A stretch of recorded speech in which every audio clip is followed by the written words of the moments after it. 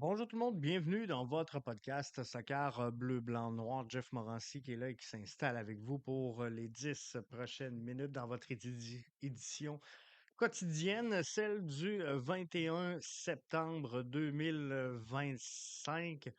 Obligé de vous dire que les journées se suivent et se ressemblent en MLS pour le bleu, blanc, noir qui s'incline cette fois-ci 2-0 face au Red Bull de New York. Le Red Bull qui est impliqué dans une course aux séries euh, dans ce sprint de fin de saison-là. On savait qu'ils allaient sortir fort.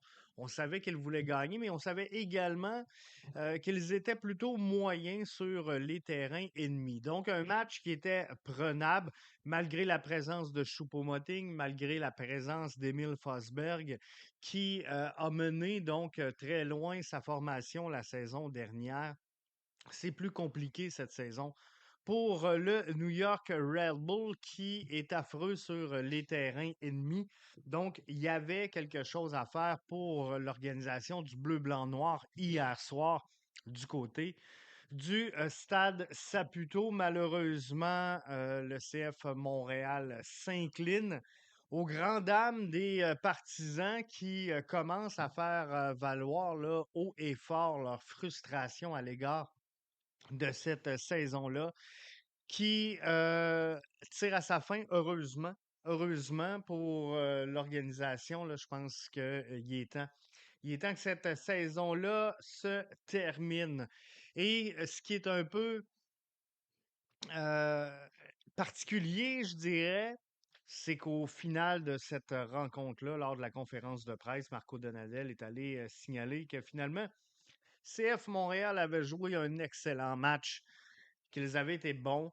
Lorsque j'analyse le match, oui, le CF Montréal aurait pu l'emporter. Je pense qu'avec un peu plus de finish, un peu plus d'expérience sur le terrain, on aurait dû retraiter au vestiaire avec l'avance hier soir. La physionomie du match là, a fait en sorte que les partisans ce matin sont choqués, sont frustrés, sont tannés effectivement des piètres performances de tout ça. Et ça fait plusieurs mois maintenant que je l'affirme, le mix jeunesse-expérience n'est pas bon. Euh, le CF Montréal a besoin, pour connaître la victoire, d'avoir 6 joueurs là, de plus ou moins 30 ans avec une sérieuse expérience sur le banc. Et lorsque je vois des gens comme Mathieu Charon, ambassadeur, on peut le dire comme ça pour le CF Montréal, hein, c'est un fan euh, impliqué, c'est un fan qui est là à tous les matchs, qui suit le club, qui s'intéresse à tout ce qui se passe dans l'environnement du club, qui est impliqué auprès des 1642. Ben, lorsque lui lance un cri du cœur ce matin sur les réseaux sociaux en disant qu'il y a plusieurs fans qui sont sur le point de décrocher, je pense que c'est signe de... Comment je pourrais dire? C'est signe d'un syndrome qui est plus grand qu'un cas isolé d'un ou deux joueurs. Samuel Clavet qui couvre pour nous le soccer du CF Montréal, ici à BBN, signe un texte également que je vous invite à aller lire. Une autre défaite pour le CF Montréal au www.bbnsoccer.com.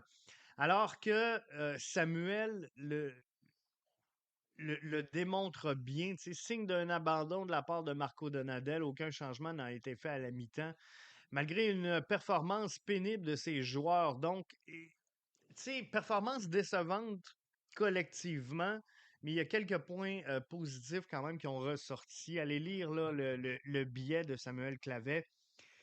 Ivan Aimé, entre autres, NID Sinchuk qui a possiblement joué son dernier match de la saison avec le CF Montréal. Donc, je vous invite à aller visiter et consommer ce billet-là, à l'aimer également et à le commenter. Ça serait très apprécié. On revient avec les podcasts réservés donc à nos membres supporters. Dès cette semaine, on aura un balado complet sur 2 volets. Le premier sujet que je veux absolument traiter, c'est celui du marché de Montréal. Tu sais, il y en a plein qui mentionnent présentement qu'on a hâte de voir la CPL aboutir à Montréal, et moi, je pense que c'est de la bouillie pour les chats. Euh, la réalité, c'est que quand tu as goûté au sommet, tu veux pas retourner avec un niveau inférieur. Donc, je pense pas que le CF Montréal va un jour ou l'autre tomber dans l'ombre de la CPL. Alors, ça, faut vraiment regarder tout ça et approfondir tout ça. Mais l'autre point qu'il faut regarder également, c'est cette carence d'investissement autour de l'effectif du CF Montréal dans la réalité d'une MLS qui a grandi au cours des 5 dernières années. Sim Paquette de la troisième demi mentionnait sur la plateforme X, entre autres. La réalité, c'est que le niveau de la MLS a augmenté drastiquement dans les 5 dernières années, que Montréal n'a pas réussi à suivre le train. C'est quoi la solution? Comment Montréal va faire pour rester compétitif avec moins d'argent dans une ligue qui a haussé son calibre? Et ça, c'est là-dessus qu'on va s'arrêter cette semaine. Euh, on va s'en parler ensemble. Comment le CF Montréal peut se démarquer dans le marché montréalais, la réalité du marché montréalais et connaître du succès.